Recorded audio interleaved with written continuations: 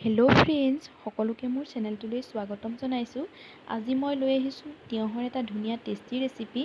তাৰ কাৰণে মই এটা তিয়ঁহ লৈছোঁ, এটা ডাঙৰ চাইজৰ আলু লৈছোঁ, কেইফুটামান নহৰু, এটা পিঁয়াজ সৰু সৰুকৈ কাটি লৈছোঁ, দুটা কেঁচা জলকীয়া লৈছোঁ, দুমুঠিমান বুট মই এনেদৰে বইল কৰি ৰাখিছোঁ, এমুঠিতকৈ কম মচুৰ দাইল মই এনেদৰে তিয়াই ৰাখিছোঁ। মছলাৰ ভিতৰত 1 চামুচ ৰেড চিলি পাউডাৰ, 1 চামুচ ধনিয়া পাউডাৰ আৰু কেইটামান জিৰা লৈছোঁ আৰু এটা ডাঙৰ চাইজৰ বিলাহী মই এনেদৰে সৰু সৰুকৈ কাটি লৈছোঁ। কেৰাহীখনত পৰিমাণ অনুসৰি অকণমান মিঠাতেল দি লৈছোঁ আৰু মিঠাতেলখিনি ভালদৰে গৰম হৈ ল'বৰ কাৰণে দিম।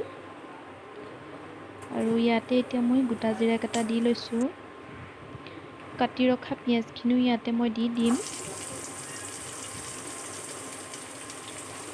আৰু কেঁচা জলকীয়া দুটাও মই সৰু সৰুকৈ কাটি পেলাই ইয়াতে দি দিছোঁ আৰু গোটেইখিনি অকণমান ভালকৈ ভাজি ল'ম 2-3 মিনিটমান সময়।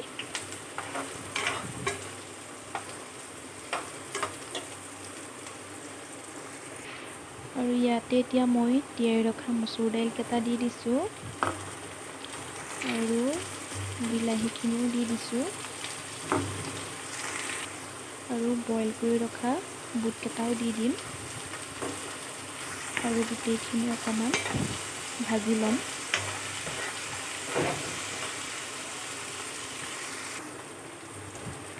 ইয়াত আৰু এতিয়া মই আদা নহৰু পেষ্টখিনি দি দিম ইয়াত আৰু দি পেলাই অকণমান ভাজি ল'ম আকৌ এবাৰ।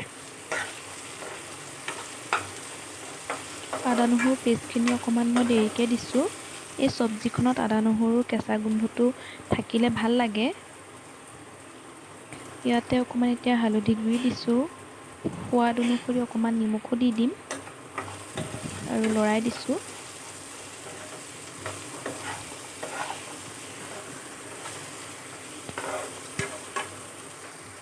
আৰু এতিয়া মই ইয়াতে কাটি ৰখা তিয়ঁহখিনি দি দিছোঁ আৰু এইখিনি ভালকৈ লৰাই দিম যাতে গোটেইখিনি ভালকৈ মিক্স হৈ যায়। আৰু ইয়াতে এতিয়া মই 1 চামুচ ধনিয়া পাউডাৰ আৰু 1 চামুচ ৰেড চিলি পাউডাৰ দি দিছোঁ আৰু 5 মিনিটমান সময়ৰ কাৰণে সিজিবলৈ ঢাকনি মাৰি দিম। এয়া দেখিছেনে, চব্জিখন সিজিছে আৰু লাহে লাহে। আৰু ইয়াতে এতিয়া মই অকণমান গৰম পানী দি দিছোঁ আৰু মাজে মাজে 2 এটুকুৰা আলু ভাগি দিব, তেতিয়া চব্জিখন খাবলৈ ভাল হয় আৰু ডাঠ হৈও পৰে।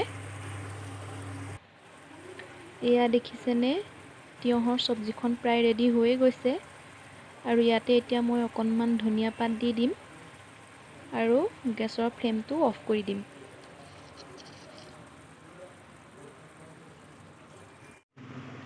এয়া তিয়ঁহৰ চব্জি ৰেডি হৈ গ'ল।